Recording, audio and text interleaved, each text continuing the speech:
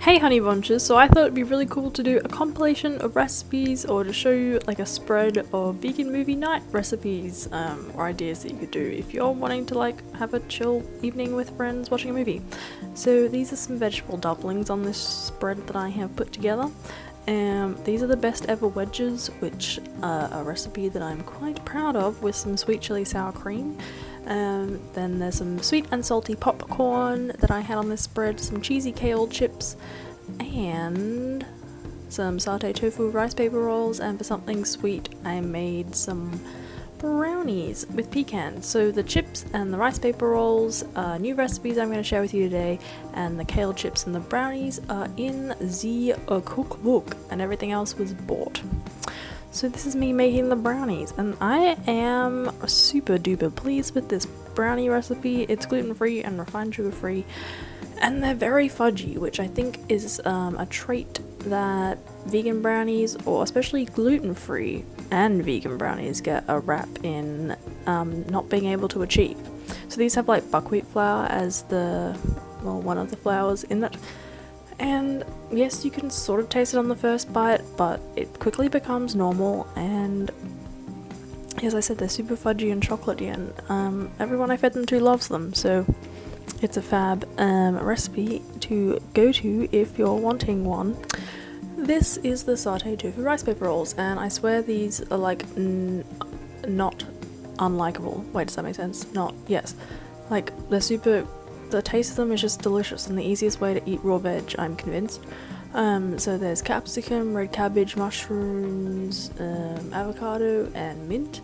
And then at Woolworths, if you live in Australia, you can get this Malaysian satay flavoured tofu, which is like just satay tofu that happens to be vegan, doesn't have honey in it, which is a thing you most likely have to look out for. Or even like milk is something they put in satay sauces that you can buy, which is a real bummer.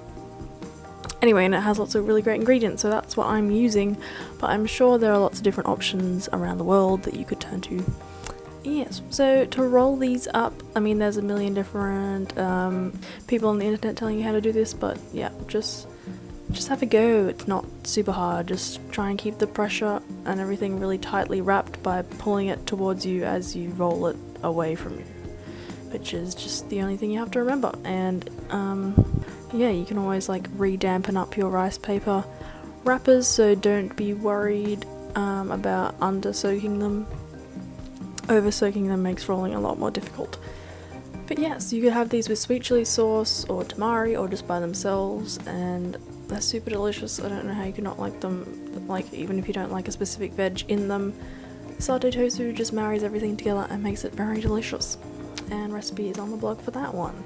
So these best ever wedges, growing up, like, I don't know, every school holidays or something, we used to go to this cafe and they had seriously good wedges with like a spice mix that was always a mystery, and it was impossible to recreate and always tasted delicious. And then they had like sour cream and sweet chili sauce, so I was super excited when I randomly created a mixture or plonked the right spices in the bowl, and also used grapeseed oil, which added like a certain flavour to them, I think. So the main things, apart from other spices which are on the blog, it's Old Bay seasoning and sweet paprika. And Old Bay seasoning is actually for like fish and things, but it has an uncanny sort of wedge seasoning flavour to it that works really well. And I also added a little bit of like a hard good quality vegan cheese over the top of it, and ensure that I did like turn them over halfway through. And there we have them. You really do want to like massage the herbs and oil into all sides so it's all even.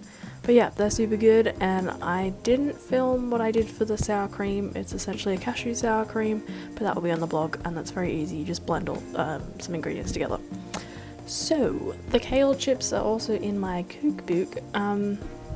Kale chips, or just like a tray of baked kale, you don't have to think of it as chips. I feel like that overcomplicates it. It's really a very easy way to add greens to your meal, or just create greens in an appetizing way that's inviting to all. You just massage oil and whatever else you want into them, and then sprinkle what you want on top of them and put them in a hot oven. The oven does have to be like 200 degrees Celsius or like 400 degrees Fahrenheit, but like if you're cooking something else, chances are you could just put this in for the last 10 minutes of cooking time, and that's what I do with the chips, the wedges. So those dumplings are available at Coles if you live in Australia, and they're not the best ingredients, but they do taste better than some other vegetable dumplings that just being really bland that I've had in the past. And I plunked everything on a tray. Sweet and salty popcorn you can get at most supermarkets, that's pretty readily available. So yeah, that's everything honey bunches. It was enjoyed by all, and it was a spread that made you like happy full, you know, not like stuffed and wondering how you're gonna get up from being seated. You know, it was, yes, good spread, good mix of stuff. Hope this provided you with some inspiration, and let me know what you like to have as movie snacks. I would love suggestions for future videos and hear what you guys like to turn to. I'll see you in the next video, honey bunches. Bye!